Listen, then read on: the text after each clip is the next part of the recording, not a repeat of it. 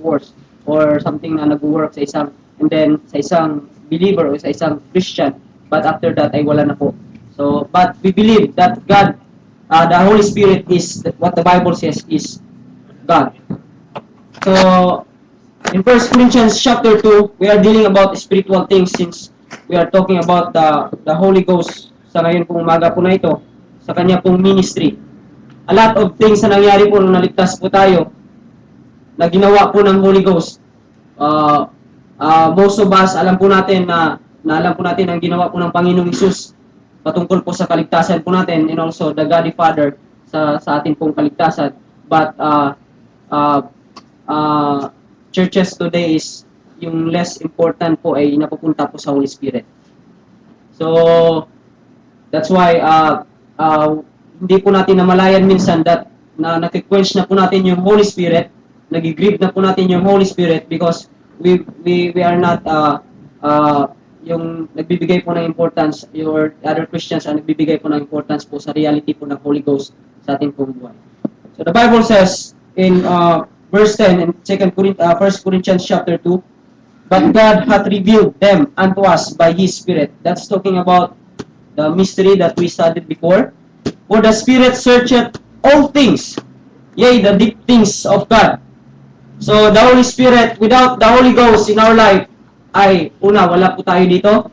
Pangalawa ay hindi po natin maintindihan po ang kanya pong salita. And then pangatlo, hindi po natin maintindihan po ang patungkol po sa mga bagay na spiritual.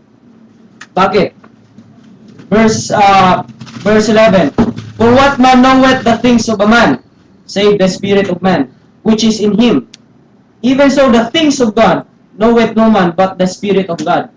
Again, the Bible says in Romans chapter 8, the Spirit itself beareth witness with our spirit. Kaya nakapag-testify po tayo, oh, saved, I am saved. Ano yun? Bakit ka nakapag-testify ng that you are saved? That pwede ka magtumawag sa Panginoon that Jesus is Lord. Why? Because of the Holy Ghost that is in thee. Pag-aralan po natin yan mamaya. Now we have received not the spirit of the world, but the Spirit which is of God, that we might know the things that are freely given to us of God. Verse 13, which things also we speak, that the words which man's wisdom teacheth, but with the Holy Ghost teacheth, comparing spiritual things with spiritual. John chapter 14, verse 26, the Bible says, but the Comforter, which is the Holy Ghost, teacheth you all things na patungkol po sa spiritual things. So, yung mga teacher po dito, mga ating pumanggip ay ginagamit po by God's grace, but the real teacher or nagtuturo po sa atin dito is the Holy Ghost. We are just used by God. That's why Acts 20:28, yung overseer which by the Holy Ghost at basta by the Holy Ghost, something like that. Acts 20:28, basahin ko. Amen, that's good. Take heed therefore unto yourselves and to all the flock over which the Holy Ghost hath made you overseers to feed the church of God, which He hath purchased with His own blood.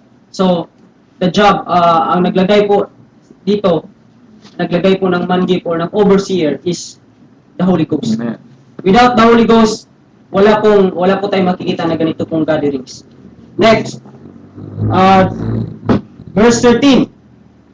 Verse 14, but the natural man receiveth not the things of the Spirit of God, for they are foolishness unto him. Ngayon, the Bible says, the things of God are foolishness unto those that is not saved. Kaya, itong mga bagay na ito, yung hindi pa po tayo ligtas, ay foolishness or mga bagay na kamangmangan po sa bawat sa po sa atin, kasi hindi po natin maintindihan po ang mga ganitong bagay. Kaya, kanta-kanta ng spiritual songs, that is foolishness sa mga hindi po ligtas. Next, verse 14. Neither can he know them, because they are spiritually discerned. They are, neither can he know them. Hindi po nila maintindihan po yung things of God that is freely given unto us. Because they are, ano yung they na yon? The things of God are spiritually discerned. Kaya, if you have the Spirit of God that is in thee, na nagdudwell po sa inyo, dapat maintindihan po yung mga ganitong bagay patungkol po sa Panginoon. And without acknowledging the Holy Ghost in your life is, mga kapatid, ay hindi po natin ma-appreciate ang ganito pong bagay. Bakit? That's why the Bible says sa Jude chapter 20 that praying in the Holy Ghost. Verse 20 sa Jude. Tayo po ay nagpipray dito not in our sa atin pong flesh or sa atin pong we are not here. Hindi po tayo nandito ngayon not because of man's wisdom but because of the Holy Ghost. That we should acknowledge the Holy Ghost in our life. Amen. But he that is spiritual judges all things, yet he himself is judged of no man. So, marami pong ministry po yung Holy Ghost or Holy Spirit. One of this is the Holy Spirit is yun po yung nag-regenerated or nag-quicken po sa ating pong small s, spirit. Kasi po, dati, na-discuss po ng ating pong previous po na teacher, si Randy, na yung spirit po natin, yung ating pong espiritu ay dead or patay. Ibig sabihin ng patay kasi may